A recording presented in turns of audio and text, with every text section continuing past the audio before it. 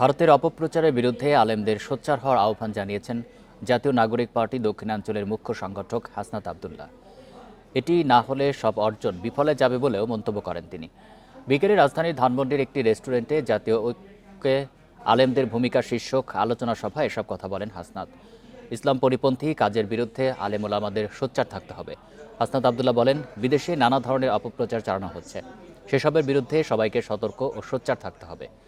আল্লামা সাঈদী ফাউন্ডেশনের আয়োজনে এই আলোচনা সভায় বক্তারা বলেন, নতুন বাংলাদেশে ইসলামের শাসন প্রতিষ্ঠা করতে হবে, সেজন্য সব ওলামাদের মধ্যে ঐক্য থাকতে হবে।